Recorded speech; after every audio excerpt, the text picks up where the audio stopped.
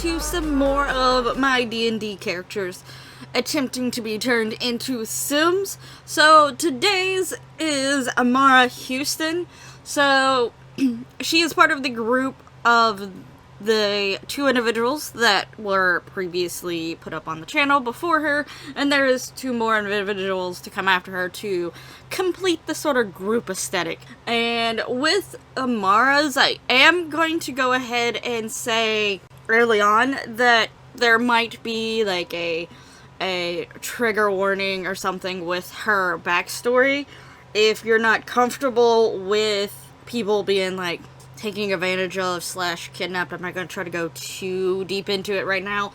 Her backstory does evolve some of that, and so if you want, I will mention before I go deep into the backstory, if you want, you can mute the video if you don't want to hear about it. So I just wanted to say that up front.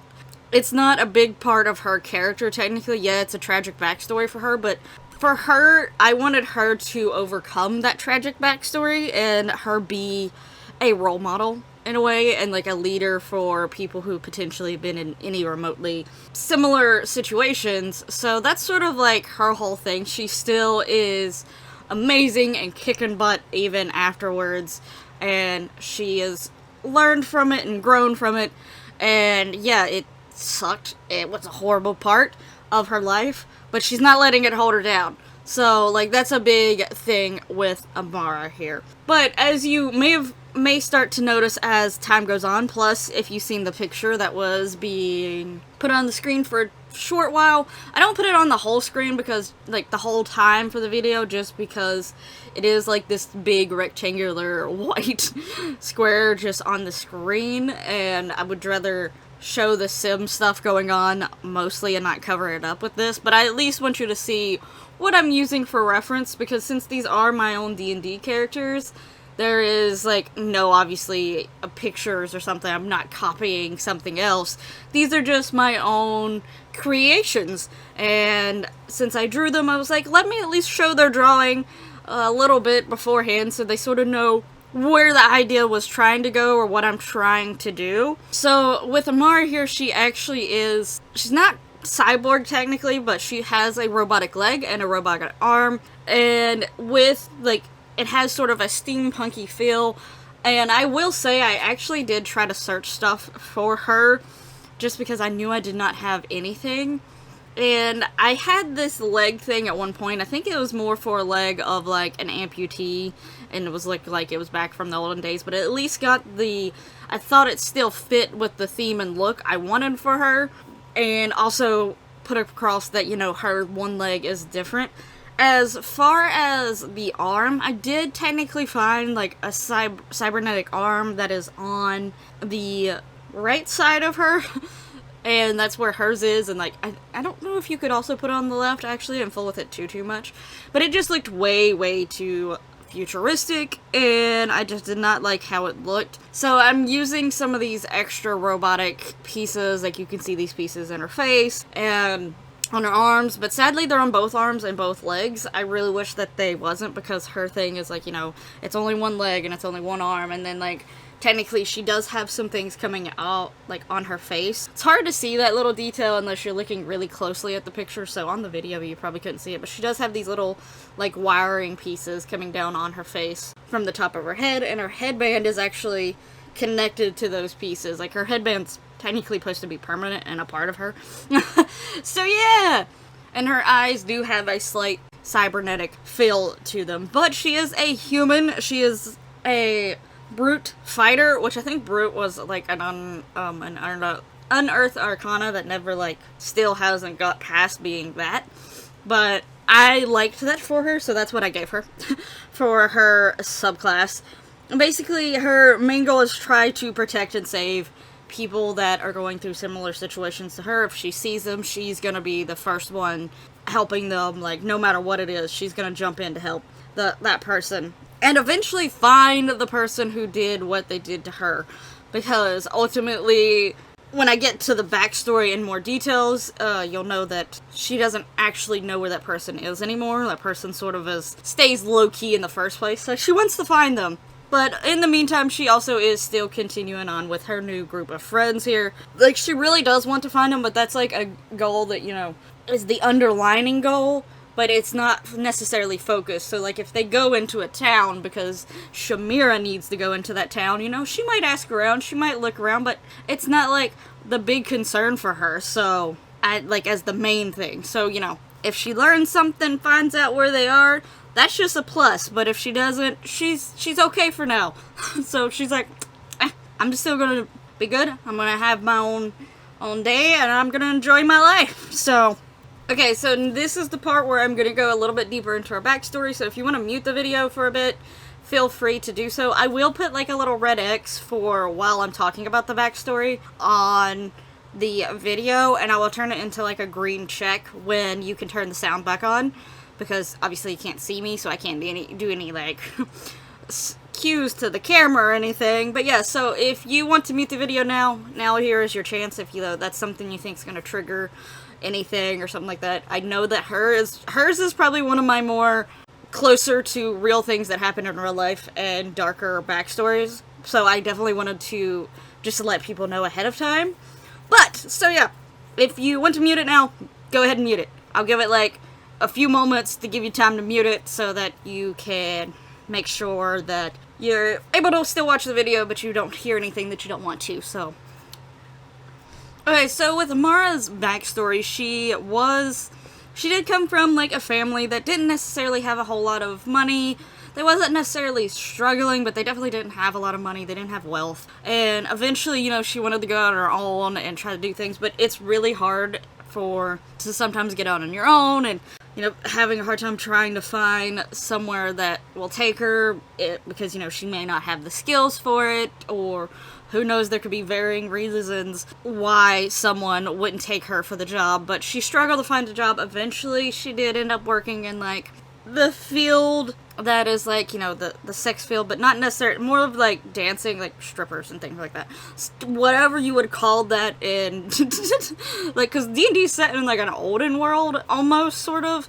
Like, obviously, there's ways around trying to bring technology. I've heard, like, using magical devices and stuff like that to almost mimic what a phone would do, but back in those times, so, it's set in an olden time with some modern twist on it. Obviously, like, she's got robotic pieces on her, so, and cyborgs are actually a thing for D&D now. I think they officially, like, put out something for the different limbs, and, like, if you have a different, like, robotic pieces and not just being a whole robot, like the Warforged.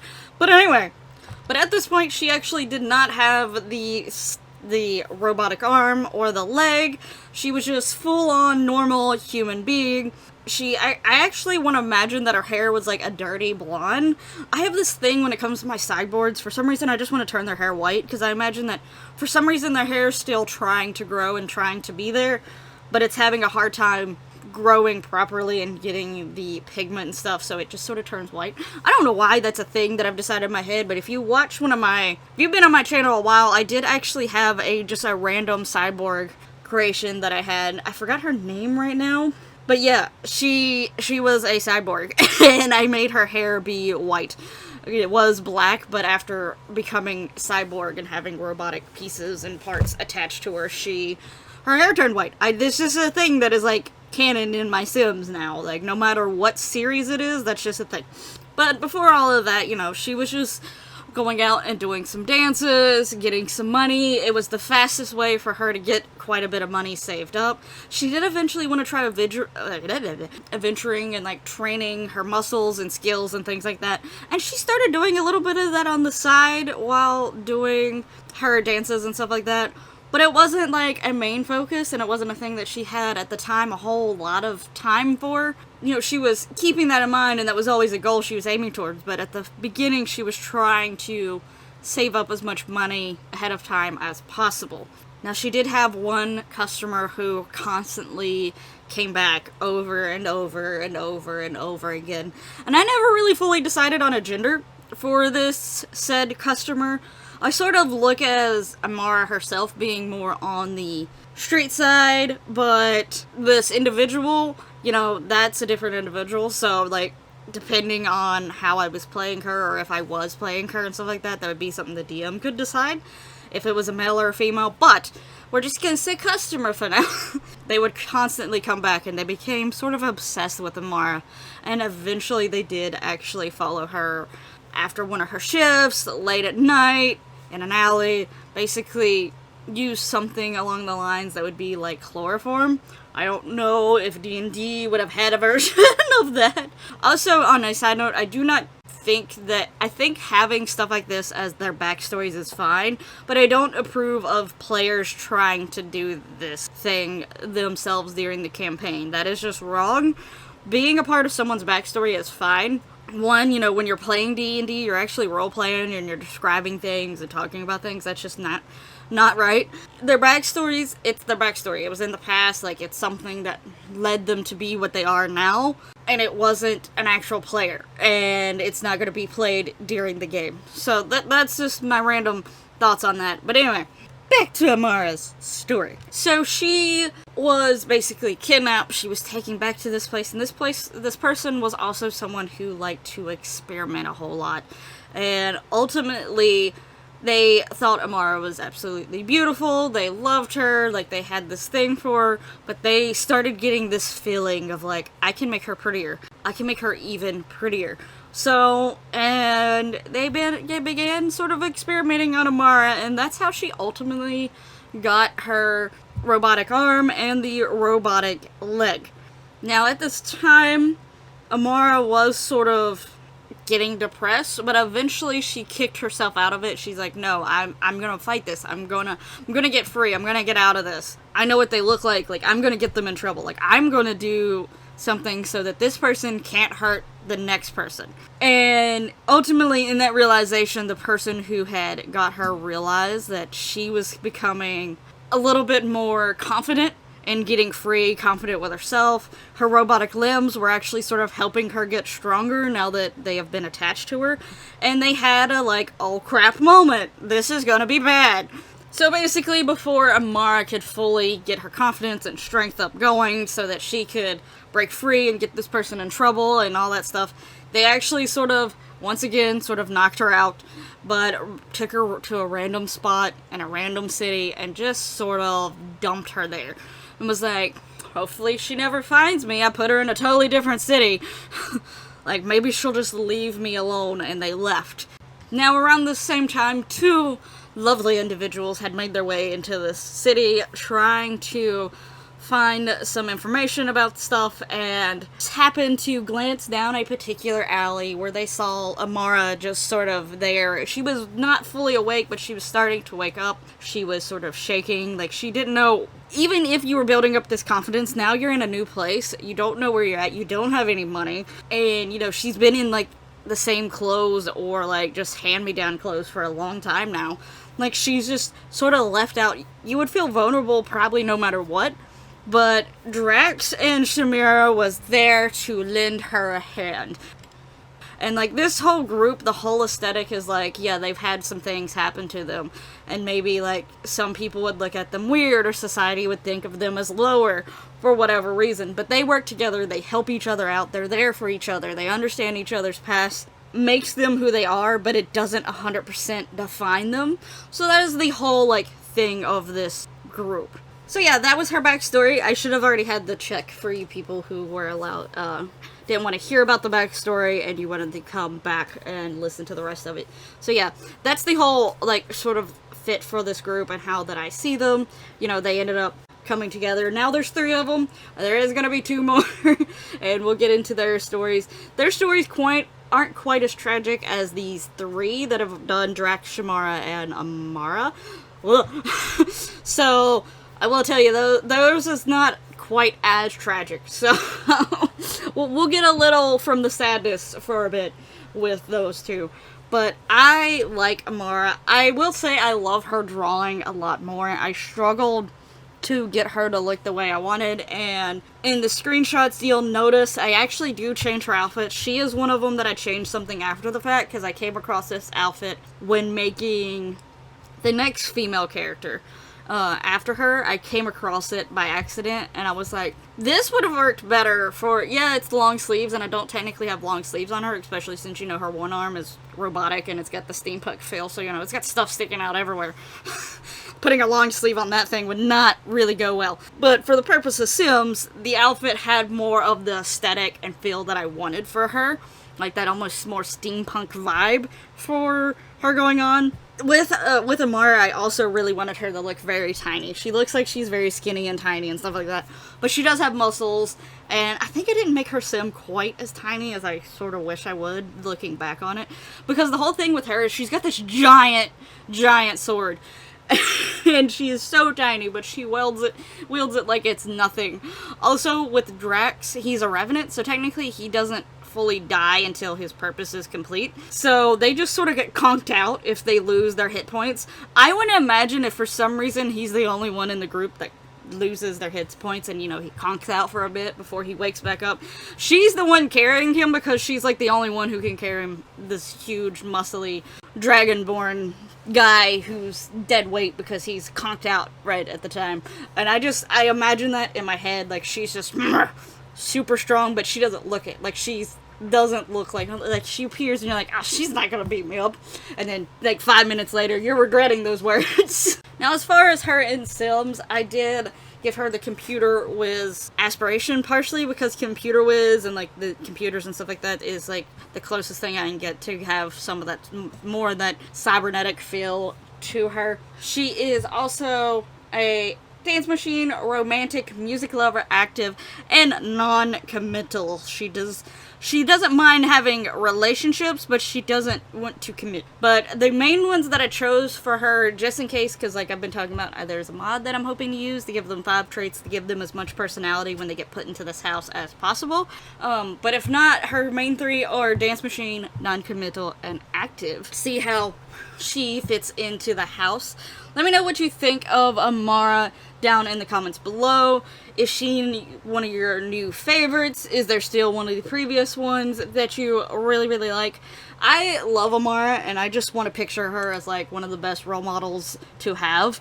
Like, she's so confident and so like not letting things weigh her down and stuff like that. That's just sort of the feel that I have for her.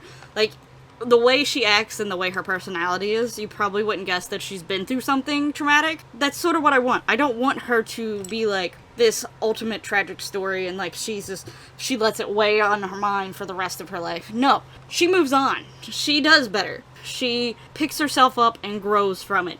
And she wants to sort of help others go that way. So if she ever runs into people who have been in different situations and stuff like that, she wants to sort of help pick them back up. And the same with, you know, Shamar with the boy. So those two are like, it's okay, bad things happen, but you can be amazing. That is sort of them. Like, they'll double team, they'll like to cheer you up. Just don't make them mad.